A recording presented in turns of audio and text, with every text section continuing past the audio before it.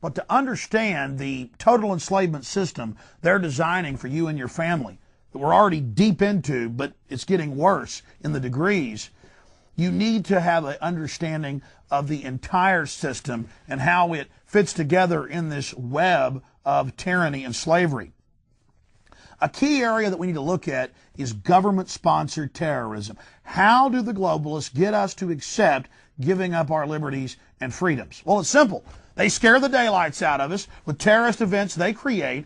They pose as our saviors. We go to them asking for help, and they give us solutions that get the chains more tightly fitted to our ankles and mainly to our minds. Let's look at just a few examples of this, and they are voluminous. I would just hope that everyone out there visit Infowars.com on a daily basis to see even more examples of this.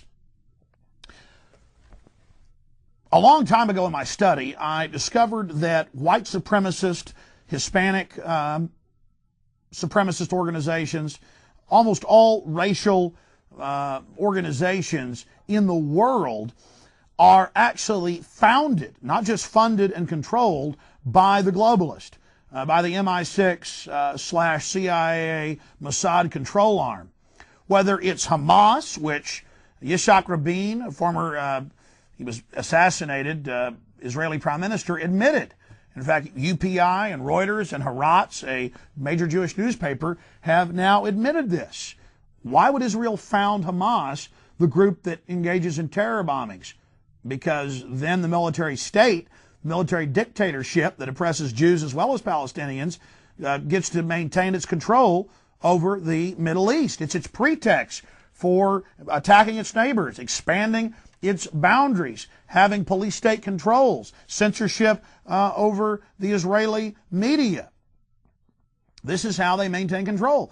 I mean, why does the mob, burn down your grocery store? So you'll buy protection from them. I mean, it's really simple. But with neo-Nazis especially, there's been cases here in Texas. They caught them in Fort Worth. The FBI created a Klan group back in the late 90s, tried to get them to blow up a chemical plant. The sheriff found out and stopped it. Now, there have been countless examples that we've covered. But it just came out that the modern neo-Nazi groups in Germany were founded in 1963 by MI6, British intelligence.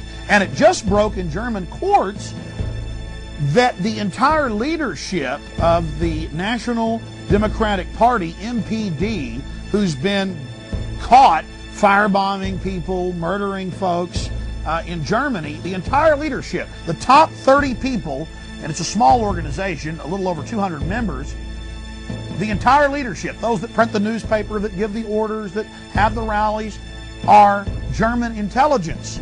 So it's not German intelligence inside the NPD, it's German intelligence running it, and it was, of course, founded by their bosses, MI6. And it admits in these Scotsman and BBC and London Telegraph headlines that the government ran the organizations as agent provocateurs paid by intelligence services.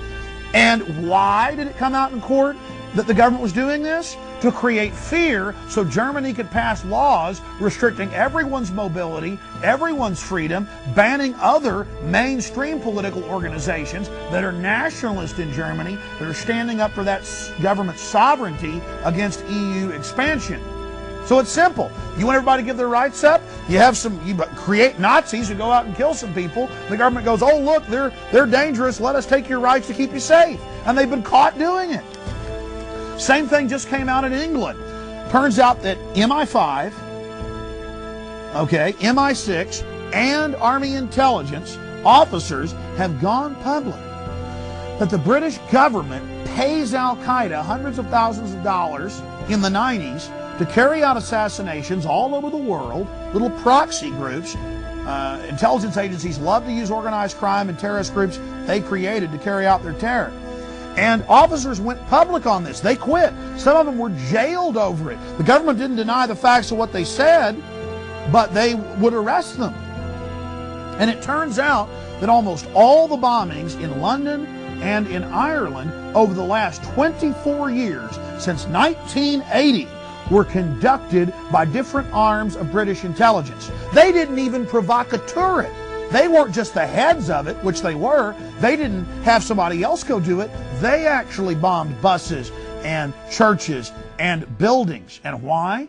As an excuse to have a crackdown police state in London and all over England, and to keep a military occupation force in Northern Ireland.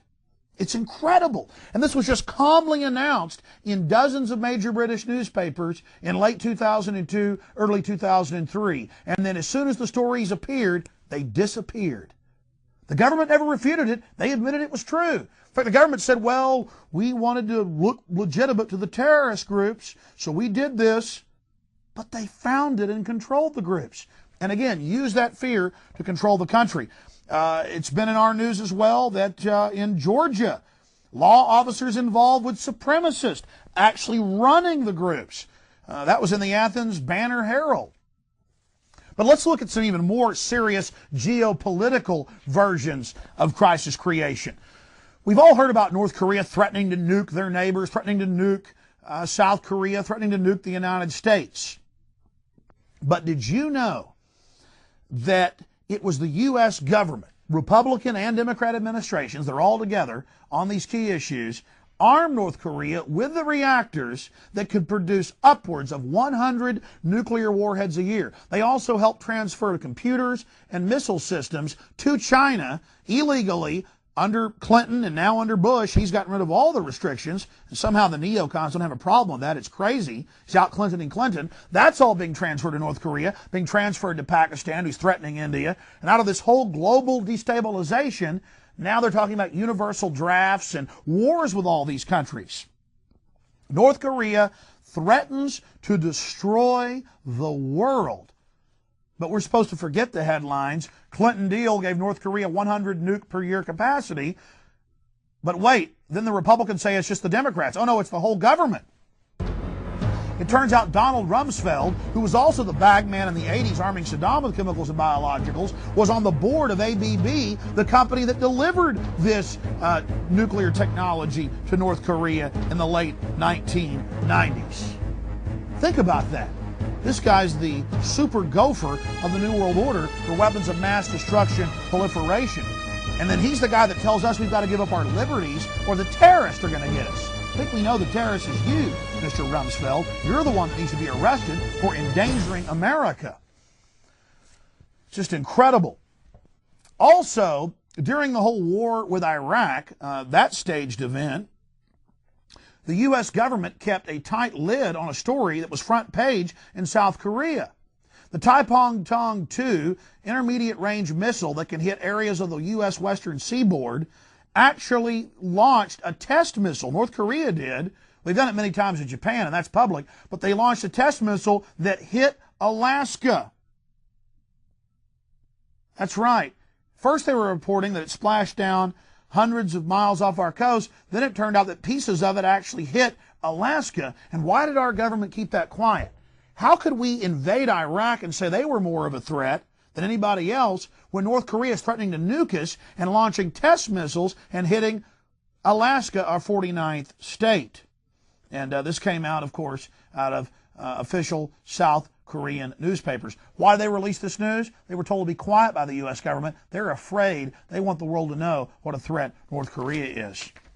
And at the same time, the Associated Press reported that still, as North Korea is threatening to nuke us, U.S. providing North Korea with nuke info, while the Bush administration confronts North Korea over developments of nuclear weapons, it is allowing the regime access to thousands of documents on nuclear technology as part of an electronic power project.